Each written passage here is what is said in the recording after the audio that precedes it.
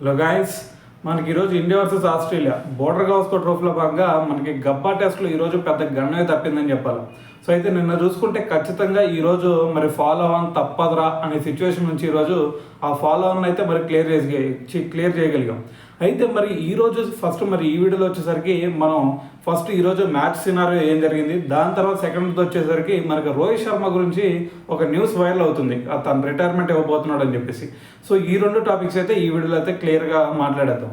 అయితే ఫస్ట్ ఈరోజు సినారియో కనుక చూసుకున్నట్టయితే ఫస్ట్ మనం ఆల్రెడీ నేను చూసాం, మ్యాచ్ ఎండ్ అయ్యేసరికి మనకి కేఎల్ రాహుల్, దాని తర్వాత రోహిత్ శర్మ, సో వీళ్ళిద్దరు క్రీజ్లో ఉన్నారు. సో వీళ్ళిద్దరి మధ్య ఒక మంచి పార్ట్నర్షిప్ కనుక వచ్చిందంటే సో మనకి ఆ ఫాలో ఆన్ని ఈజీగా క్లియర్ చేసేయచ్చు అని చెప్పేసి మనం అనుకున్నాం.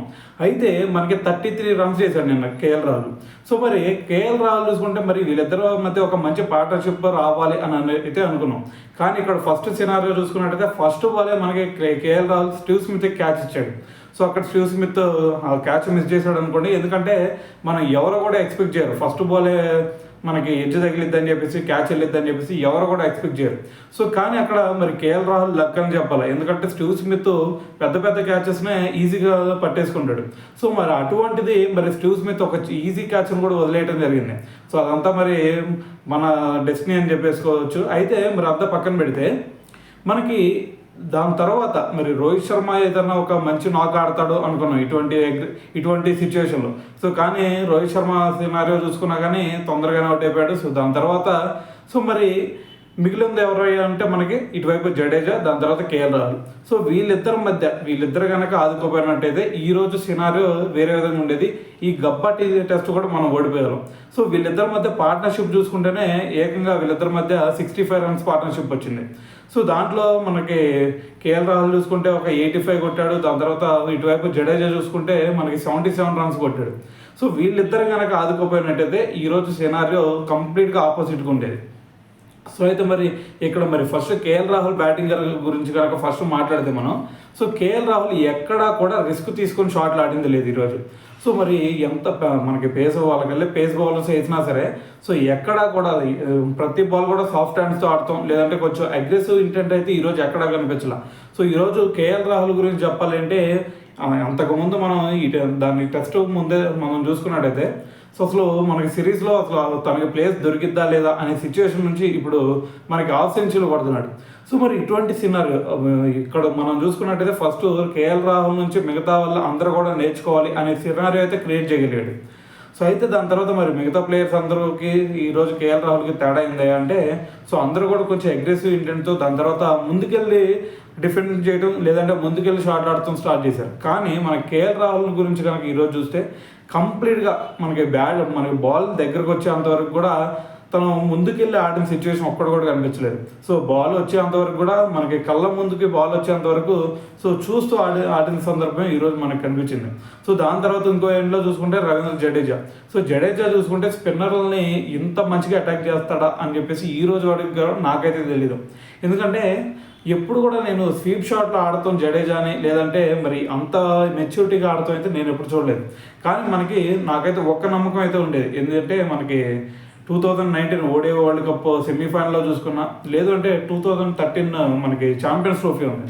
సో ఆ ఛాంపియన్స్ ట్రోఫీలో ఫైనల్లో చూసుకున్నా కానీ మన వాళ్ళు అందరూ కొలాప్స్ అయినా సరే జడేజా ఒక్కడే ఆదుకున్న సినారియో మనం చూసాం. సో మరి ఆ రోజు మనం గెలవడానికి ఒక వన్ ఆఫ్ ద రీజన్ ఎవరంటే జడేజా బ్యాటింగే.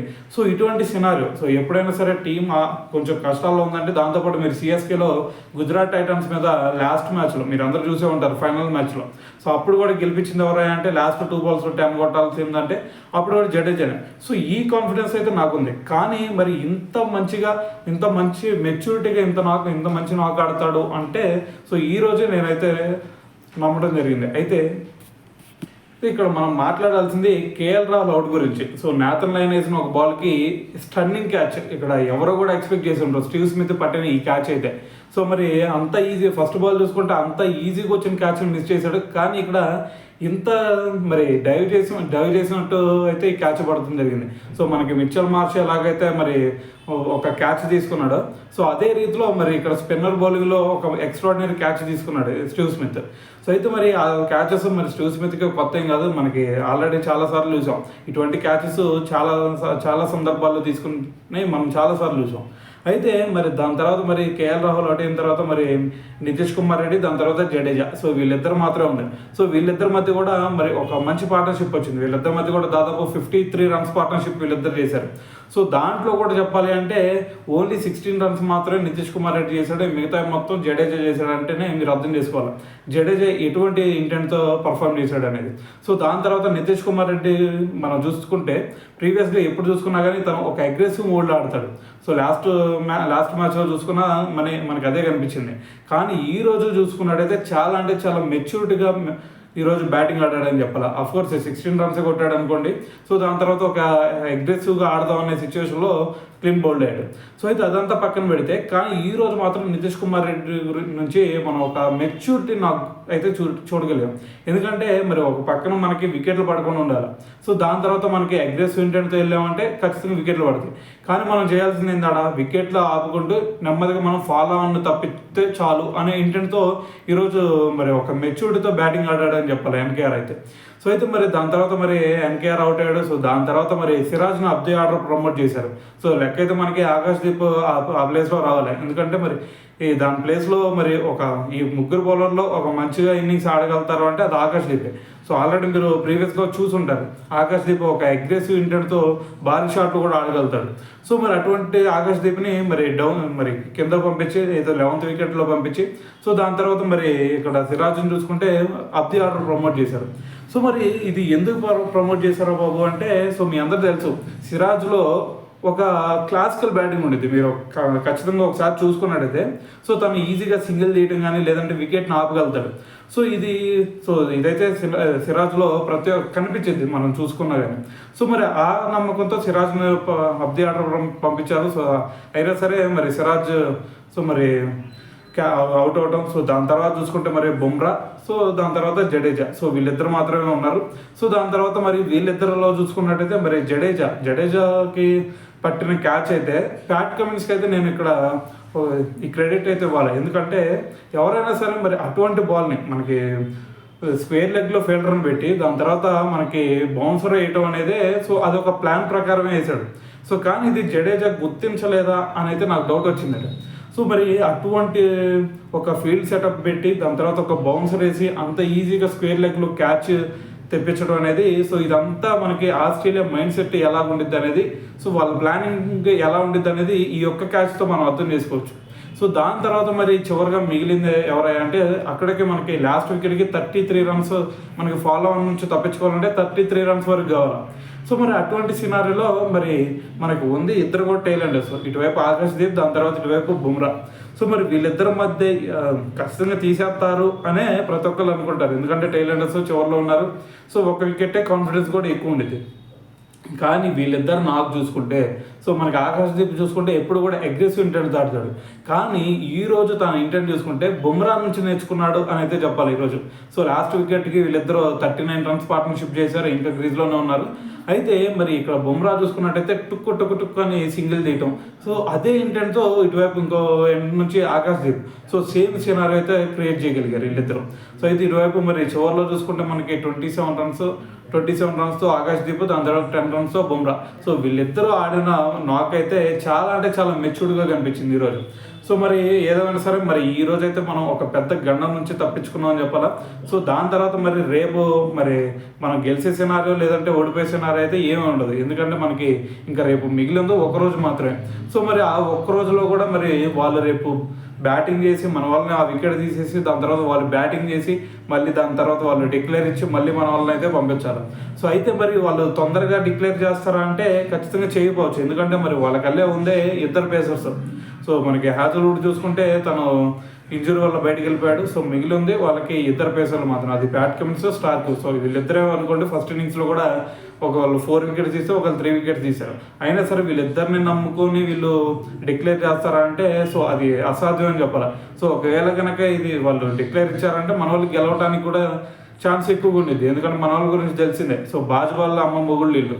సో కాబట్టి సో మరి ఈజీగా మరి మన వాళ్ళు ఎంత టార్గెట్ ఉన్నా సరే ఈజీగా చేస్ చేయడానికే ట్రై చేస్తూ ఉంటారు. సో మనకి even Rohit Sharma up the order వచ్చినా సో మరి ఆశ్చర్యపోవాల్సిన అవసరం లేదు. సో మరి అటువంటి సినారియో మన వాళ్ళు క్రియేట్ చేస్తారు కాబట్టి ఆల్రెడీ మనం 2 డేస్లోనే బంగ్లాదేశ్ మీద సిరీస్కి వెళ్ళవటం జరిగింది. సో మ్యాచ్ గెలిచాం. సో అటువంటి సినారియో కూడా మన వాళ్ళు క్రియేట్ చేయవచ్చు. సో దాంతోపాటు వీళ్ళకల్లే ఇంకొక పేసర్ కూడా లేడు కాబట్టి సో అంత ధైర్యం అయితే వీళ్ళు చేయరని అయితే అనుకున్నాను. ఏదేమైనా సరే మరి రేపు మ్యాచ్ చూసుకుంటే ఖచ్చితంగా ఇది డ్రా అయ్యే సినారియోనే కనిపించింది. సో మరి రేపు మన వాళ్ళు చేయాల్సింది ఏదన్నా ఉందా అంటే సో ఇంకా కొన్ని రన్స్ యాడ్ చేసి కొంచెం టైం వేస్ట్ చేస్తే బెటర్గా ఉండిద్ది అనేది నా ఫీలింగ్. అయితే ఇంకొక విషయం ఇక్కడ ఏంటంటే రోహిత్ శర్మ గురించి. సో రోహిత్ శర్మ గురించి మరి అవుట్ అయిన తర్వాత తను అక్కడ డగ్అవుట్లోనే తను గ్లౌజ్ అక్కడే పడేసి వెళ్ళాడు. సో దానికి రీజన్ ఏంటి అంటే రిటైర్మెంట్ ప్రకటిస్తున్నాడు అని చెప్పేసి ఒక న్యూస్ అయితే బయట వైరల్ అవుతూ ఉంది. సో అయితే మరి దీనికి సంబంధించి మనం మాట్లాడితే మరి రోహిత్ శర్మ ఖచ్చితంగా రిటైర్మెంట్ ఇవ్వాలా అంటే నా ఉద్దేశం ఏంటంటే ఖచ్చితంగా అవసరం లేదు అనేది చెప్తాను నేను. ఎందుకంటే తను ఒక 2 years నుంచో లేదంటే 1 year నుంచో స్ట్రగుల్ అవుతూ ఉండొచ్చు, కానీ తన క్లాసిక్ బ్యాటింగ్ మాత్రం ఇంకెవరికి రాదు. సో దాని తర్వాత అగ్రెసివ్ ఇంటెంట్తో ఆడాల్సిన సిచ్యువేషన్లో రోహిత్ శర్మని మించిన బ్యాట్స్మెన్ ఇంకెవరో కూడా ఉంటారు. సో కానీ ఇక్కడ ఏంటి అంటే ఫాలో ఆన్ని తప్పించాలి అని చెప్పేసి దాని తర్వాత సో ఒక వికెట్ని మరి ఆపాలి అనే ఉద్దేశంతోనే ఇప్పుడు ప్రజెంట్ అయితే రోహిత్ శర్మ ఆడుతున్న ఇంటెంట్ అయితే అలా కనిపిస్తుంది. సో కానీ ఒక్కసారి కనుక రోహిత్ శర్మకి ఒక ఫ్రీ హ్యాండ్ ఇచ్చేసి సో నీ ఆట నువ్వు ఆడుకోరా బాబు, నువ్వు అసలు మాకు స్కోర్ కొట్టపోయినా పర్లేదు, సో నువ్వు నీ ఆట ఆడుకో, పిచ్చి కొట్టుకో అని కనుక ఒక్కసారి పంపించారు అంటే మనం రోహిత్ శర్మ 2.1 చూస్తాం అనేది నా ఫీలింగ్. సో ఎందుకంటే ఇక్కడ రోహిత్ శర్మ అంత తక్కువ ప్లేయర్ కాదు. సో 1 year బ్యాక్ కూడా అవ్వలేదు, మనకి 2023 నవంబర్లోనే జరిగినట్టుంది. సో ఆ ఓడిఐ వరల్డ్ కప్లో చూసుకున్నా, మన T20 వరల్డ్ కప్లో చూసుకున్నా సరే తను అగ్రెసివ్గా ఆడితే ఎలా ఉండిద్ది, తను అగ్రెసివ్గా ఆడితే మ్యాచ్ సినారియో మొత్తం ఎలాగా చేంజ్ అయ్యిద్ది అనేది ఆల్రెడీ మనకు చూపించాడు.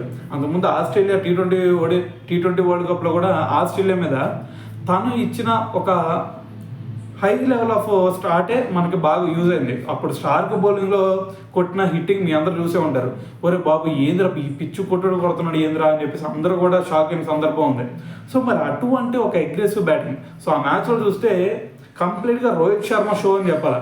సో మరి అటువంటి అంత టాలెంట్ ఉన్న ప్లేయర్ని ఇప్పుడు రిటైర్మెంట్ ప్రకటించాలి నువ్వు, సో నీ దగ్గర ఫామ్ లేదు, నువ్వు సరిగ్గా ఆడట్లేదు అని చెప్పేసి దాని తర్వాత నీ కెప్టెన్సీ బుమ్రాకి ఇచ్చే అని చెప్పేసి సో ఇవన్నీ చాలా మరి క్రికెట్ ఏమీ తెలియనోడు మాట్లాడే మాట ఇవన్నీ. ఎందుకంటే ఇదే కెప్టెన్ మనకి ఓడిఐ వరల్డ్ కప్లో మనం ఫైనల్ తీసుకెళ్ళాడు, ఇదే కెప్టెన్ మనకి T20 వరల్డ్ కప్ గెలిపించాడు. సో దాని తర్వాత మరి ఇప్పుడు కొంచెం మరి అందరూ కూడా సరైన ఫామ్లో కనిపించట్లేదు కాబట్టి సో ఇలాంటి రిజల్ట్స్ వస్తాయి. సో మనకి అంతకుముందు MS ధోని కెప్టెన్స్లో చూసుకున్నా కానీ ఇటువంటి రిజల్ట్స్ మనకి ఎదురైనాయి. ఈవెన్ మనకి ఆస్ట్రేలియాతో కూడా వైట్ వాష్ అయ్యాం, దాని తర్వాత మనం ఇంగ్లాండ్ మీద కూడా వైట్ వాష్ అయ్యి వచ్చాం. సో మరి దాని తర్వాత మన దగ్గరకు వచ్చిన తర్వాత వైట్ వాష్ చేసి పంపించాం వాళ్ళని. సో ఒకసారి 2010లో 2013లో 2 సార్లు కూడా ఆస్ట్రేలియాను వైట్ వాష్ చేసి పంపించాం. సో మరి ఇటువంటి సినారియోలో క్రికెట్లో సాధారణం. సో అలాగని చెప్పేసి తన దగ్గర ఫామ్ లేదు, దాని తర్వాత నీకు కెప్టెన్సీ సరిలేదు.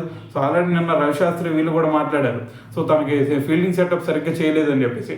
ఒకప్పుడు ఇదే fielding setup Rohit Sharma fielding setup చూసి ధోని తర్వాత ఒక మంచి గేమ్ ప్లాన్ ఎవరి దగ్గర ఉందా అంటే అది రోహిత్ శర్మ దగ్గర అని చెప్పేసి అంతకుముందు కొంచెం పొగిడిన సందర్భాలు కూడా చాలా ఉన్నాయి రోహిత్ శర్మని. సో మరి అటువంటి సినారియో పక్కన పెట్టి సో ఇప్పుడు 1 or 2 సిరీస్లో సరైన పర్ఫార్మెన్స్ లేదు అని చెప్పేసి తనని రిటైర్మెంట్ ఇవ్వాలి అంటాం అనేది ఇది క్రికెట్ మీద అంత అవగాహన లేనోళ్ళు ఇటువంటి కామెంట్స్ చెప్తారు అనేది నా ఫీలింగ్. సో అయితే మరి దీని గురించి మీరేమనుకుంటారు అనేది కామెంట్ చేసేయండి.